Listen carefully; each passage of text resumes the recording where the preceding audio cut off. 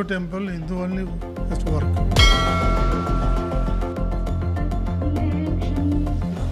मैं इस निर्णय को स्वागत करता हूं।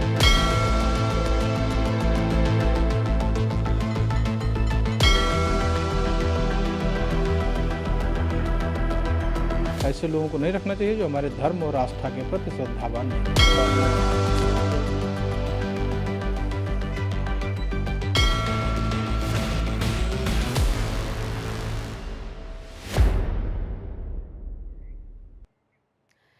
नमस्कार, हमारी इस खास पेशकश में आपका स्वागत है। आपके साथ मैं हूं गीता जोशी। करीब 2 महीने पहले तिरुपति मंदिर अपने लड्डुओं की वजह से जबरदस्त चर्चा में था। खबर यह थी कि लड्डू में जिस घी का इस्तेमाल किया गया उसमें चर्बी मिलाई गई थी। आज फिर एक बार तिरुपति मंदिर चर्चा में है। इस बार खबर यह है कि मंदिर के बोर्ड ने उन कर्मचारियों को मंदिर के कामकाज से हटाने का प्रस्ताव पास किया है जो हिंदू नहीं है, यानी गैर हिंदू धर्म को मानने वाले कर्मचारी हैं। आखिर गैर हिंदू कर्मचारियों को हटाने की मांग क्यों की गई है? इसका लड्डू विवाद से क्या संबंध है और क्या किसी मंदिर से गैर हिंदू स्टाफ हटाए जा सकते हैं? एक एक करके आपके हर सवाल का जवाब मिलेगा, लेकिन सबसे पहले देखिए ये रिपोर्ट।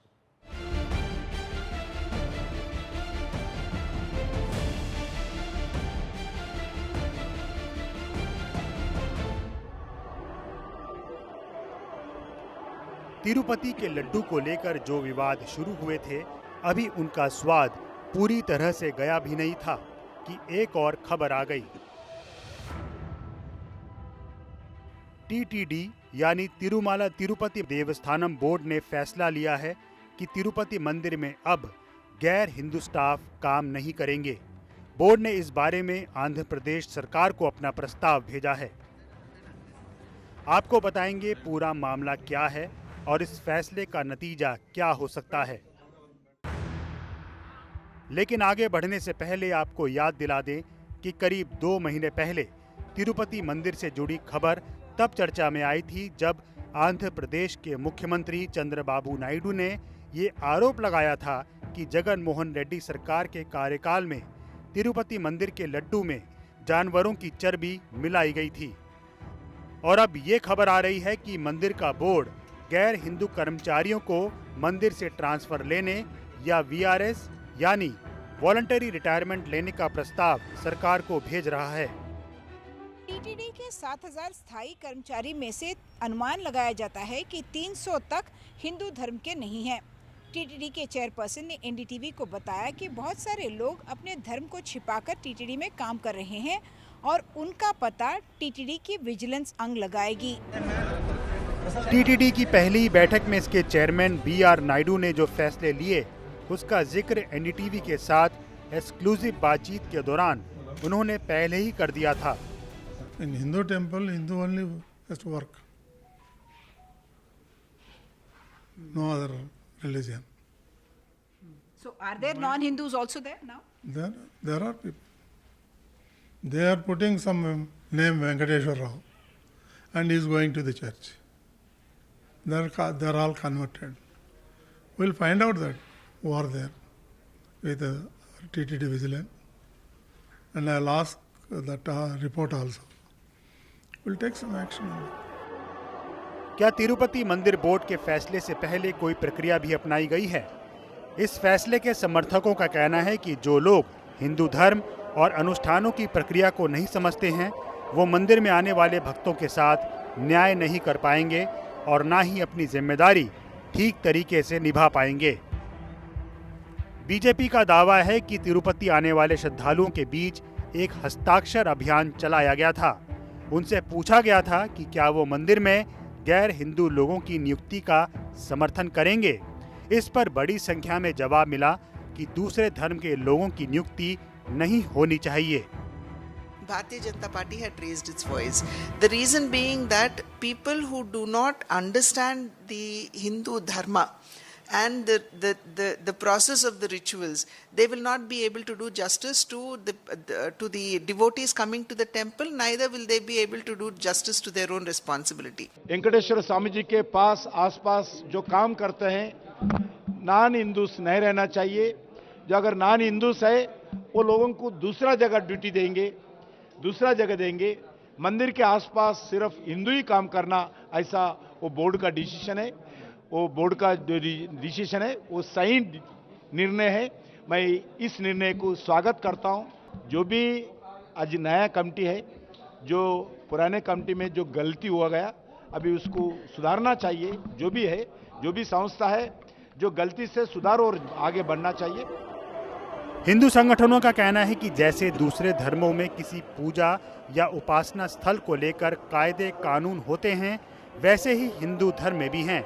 इसलिए तिरुपति मंदिर से गैर हिंदू कर्मियों को बाहर किए जाने का फैसला बिल्कुल सही है।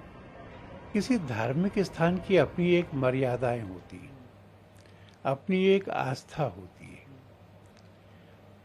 जैसे अगर मैं चाहूँ भी तो भी मैं हज को देखने नहीं जा सकता, मैं हज के समय वहाँ उपस्थित नहीं रह सकता, क्योंकि वह एक विशेष धर्म के लोगों की आस्था का स्थान है और वहाँ जो श्रद्धा रखते हैं उस पर, उन्हीं के लिए ये स्थान होना चाहिए। ऐसे ही तिरुपति का मंदिर ये हिंदुओं के लिए परम पवित्र स्थान है।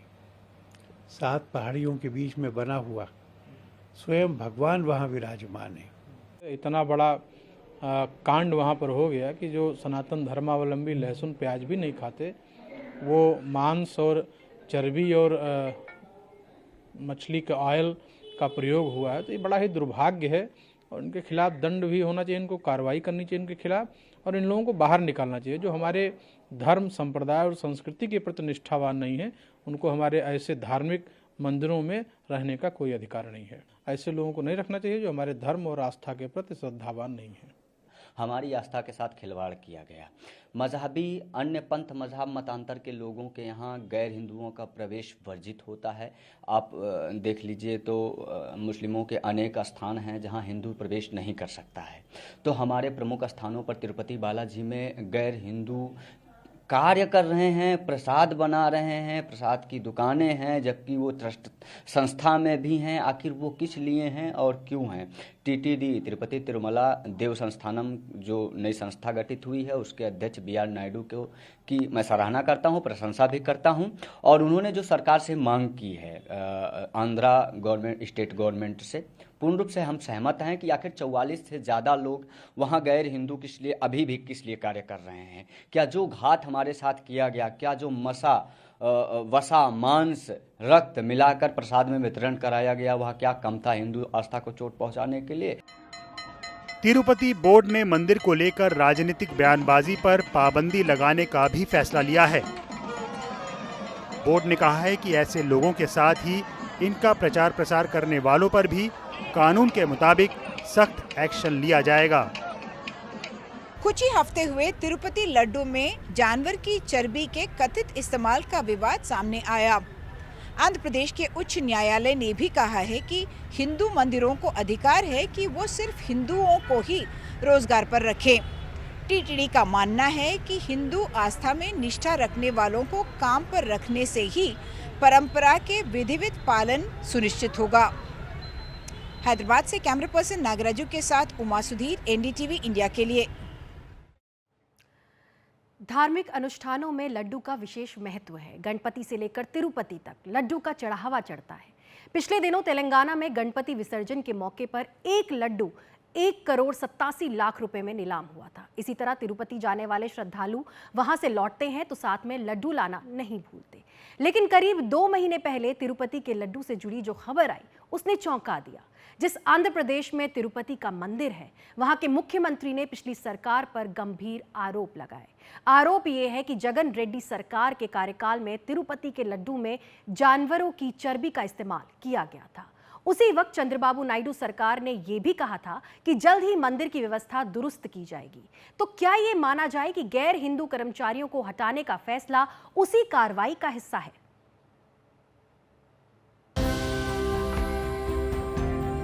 तिरुपति वेंकटेश्वर मंदिर आंध्र प्रदेश के तिरुपति जिले में है। यहाँ एक छोटा सा शहर है तिरुमला। तिरुमला की पहाड़ियों पर स्थित है तिरुपति मंदिर, जो भगवान वेंकटेश्वर को समर्पित है। मंदिर में काम करने वाले कर्मचारियों को लेकर नियम क्या कहते हैं? क्या मंदिर का बोर्ड ये तय कर सकता है कि वहाँ काम करने वाले लोगों का मजहब क्या होना चाहिए? इस सवाल के जवाब से पहले जरा तिरुपति के लड्डू पर ध्यान दीजिए। बेसन, काजू, इलायची, घी, चीनी, मिश्री, किशमिश से लेकर बनते हैं तिरुपति के लड्डू। लेकिन 2 महीने पहले खबर आई कि लड्डू की रेसिपी में करप्शन की मिलावट कर दी गई है। तिरुमला तिरुपति देवस्थानम बोर्ड ने दावा किया कि जगन मोहन रेड्डी सरकार के कार्यकाल में तिरुपति के लड्डू में जानवरों की चर्बी का इस्तेमाल किया गया। टीटीपी ने बाकायदा आंकड़ों के साथ जानकारी दी कि प्योर मिल्क फैट की रीडिंग 95.68 से 104.32 के बीच होती है। लेकिन जगन मोहन रेड्डी सरकार के कार्यकाल में तिरुपति के लड्डू में जिस घी का इस्तेमाल हुआ उसके फैट का वैल्यू सिर्फ 20 था। इसका मतलब ये हुआ कि घी में बेहद निम्न स्तर की मिलावट की गई। लेकिन जगन मोहन रेड्डी सरकार के कार्यकाल में गड़बड़ी हुई तो चंद्रबाबू नायडू सरकार को इसका पता कैसे चला?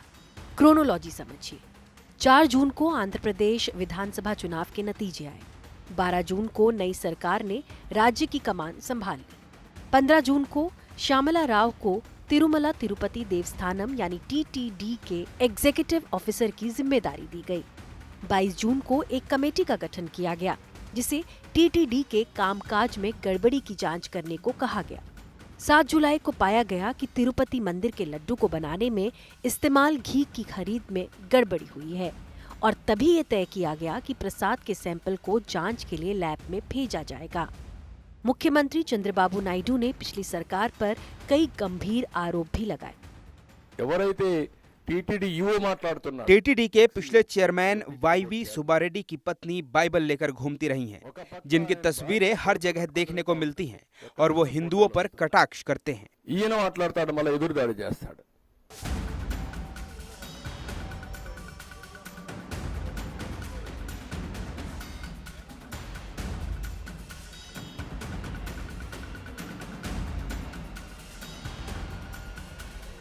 उन्नीस सितंबर को सरकार की एक बैठक में आंध्र प्रदेश के मुख्यमंत्री चंद्रबाबू नायडू ने ये आरोप लगाया कि जगन मोहन रेड्डी सरकार के कार्यकाल में तिरुपति मंदिर के लड्डू में जानवरों की चर्बी मिलाई गई थी।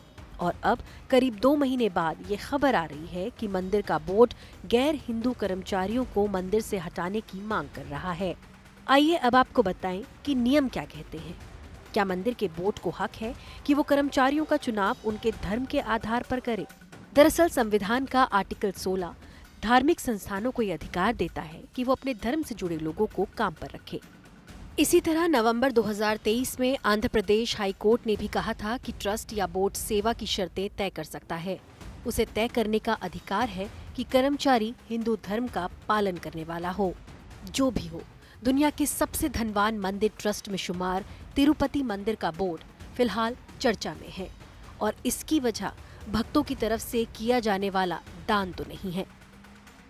Bureau report, NDTV India. Tirupati की कोई भी चर्चा वहां के लड्डू के बिना अधूरी है। तिरुपति मंदिर के प्रसाद के रूप में लड्डू बेहद मशहूर हैं। आपको इस लड्डू से जुड़ी कुछ ऐसी जानकारियां देते हैं जो काफी इंटरेस्टिंग है ग्राफिक्स के जरिए।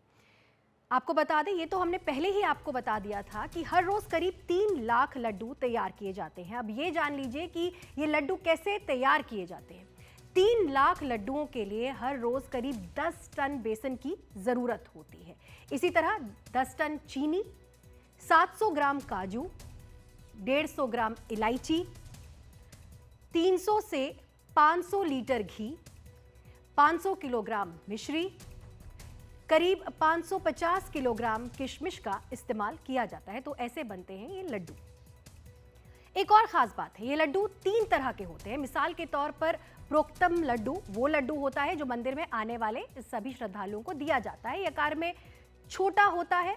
इसका वजन 60 से 75 ग्राम होता है। आपको बता दें, दूसरी किस्म का जो अस्थानम लड्डू होता है वो खास त्योहारों पर बनाया जाता है। इसका वजन 75 ग्राम होता है। वहीं तीसरी किस्म का जो लड्डू होता है उसे कहा जाता है कल्याण उत्सवम लड्डू।